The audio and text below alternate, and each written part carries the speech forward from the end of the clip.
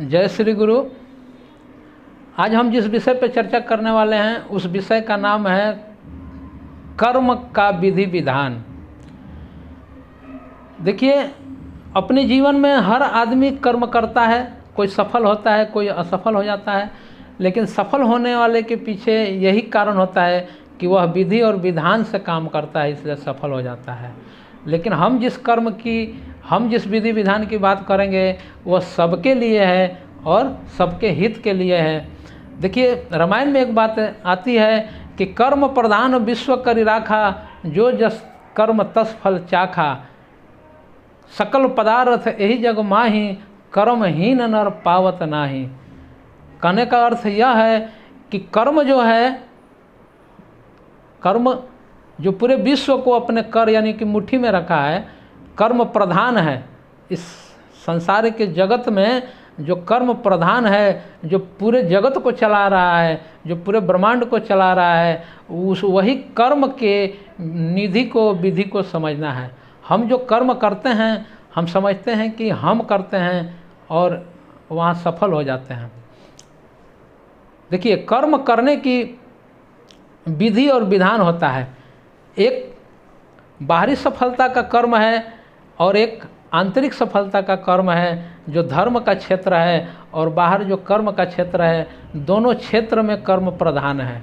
अब कर्म करने की जिस तरह से एक सरकार है और सरकार को चलाने के लिए एक अनुशासन की ज़रूरत है, एक नियम की ज़रूरत है, और उस नियम पे एक कार्यपालिका है जो अपना कार्य करता है, एक न्यायपालिका है जो अपना न्याय करता है, और एक विधायिका है जो अपना विधि तैयार करता है।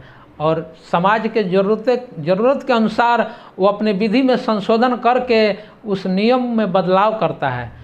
उसी तरह से ये सृष्टि का जो विधि है या कर्म के विधि को बदलता है।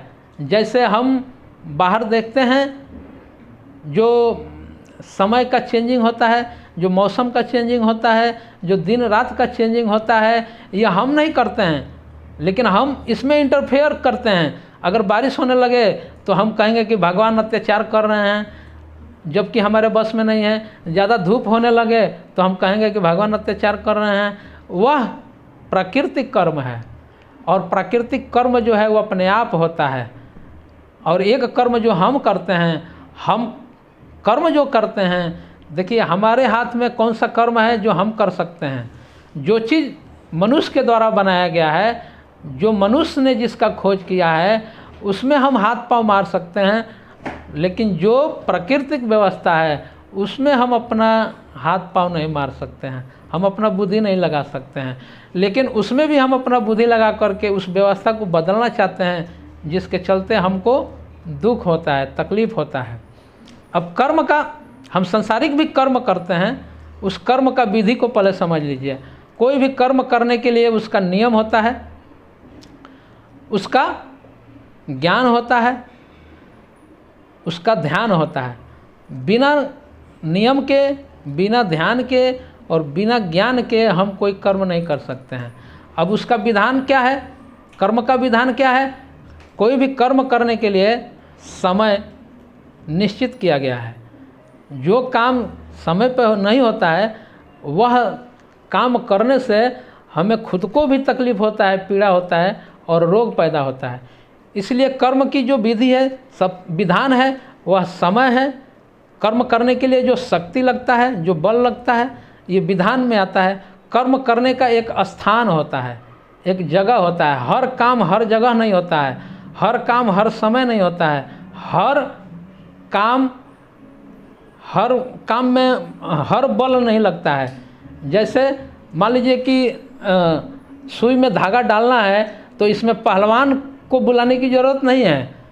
एक आम आदमी भी, एक साधारण आदमी भी ध्यानपूर्वक सुई में धागा डाल सकता है। इसी तरह से हमारे जीवन के बहुत तरह के छोटे मोटे काम हैं जिसमें हम अपने बल को हम दुरुपयोग कर देते हैं, जिससे हमारा काम बिगड़ जाता है। इसलिए काम के अनुसार हमको अपना बल का खर्चा करना है, अपना समय का खर्चा करना है। बहुत तरह का हमारा काम है जिसमें हम अपना ज़रूरत के समय खर्चा करके उस काम को बिगाड़ देते हैं। तो दैनिक जीवन में सो करके उठने से ले करके और सोने तक जो हमारा नित्य कर्म है, यह नित्य कर्म ही हमारा काम है। और इस काम को करने के लिए उसका उचित समय बनाया गया है। पूजा पाठ कब करना है, स्नान ध्यान कब करना है, उठना कब है। अगर हम विद्यार्थी जीवन में हैं तो हमको स्कूल में कितना समय देना है, हमको क्लासेस में कितना समय देना है। अगर हम वैवाहिक जीवन में हैं तो हमको अपने काम धंधा में कितना समय देना है, हमको अपने परिवार में कितना समय देना है। इस विधि और विधान को समझना पड़ेगा। मनुष्य अपना परिवार का समय ले जा करके ऑफिस में दे देता है और ऑफिस का समय ले जाकर परिवार में देता है, वहाँ कलह पैदा हो जाता है। बात समझना है। हम जीवन जीने का जो तरीका है वह तरीका पे हम नहीं चलते हैं, लापरवाही करते हैं, मनमानी जीवन जीते हैं। इसलिए जो पूजा पाठ का जो विधि विधान है, पूजा पाठ का विधि विधान अलग है, काम धंधे का विधि विधान अलग है, खेलने कूदने का विधि विधान अलग है, मनोरंजन का विधि विधान अलग है।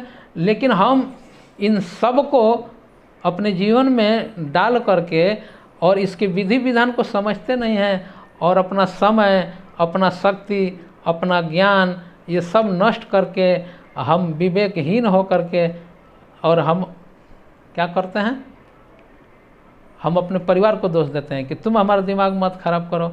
हम अपने वर्क पार्टनर को दोष देते हैं कि तुम हमारा दिमाग खराब मत करो।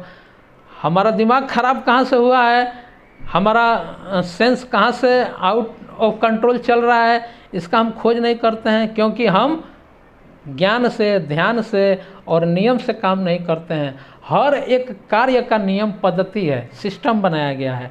मोबाइल को हम सिस्टम से नहीं चलाएंगे तो मोबाइल का दुरुपयोग होगा, तो उससे हमारा समय नष्ट होता है, हमारा मानसिक शारीरिक शक्ति भी नष्ट होता है। इसलिए हर काम को विधि विधान से करना है, जिससे हमारे जीवन में मंगल हो, सुख हो, आनंद हो, ऐश्वर्य हो।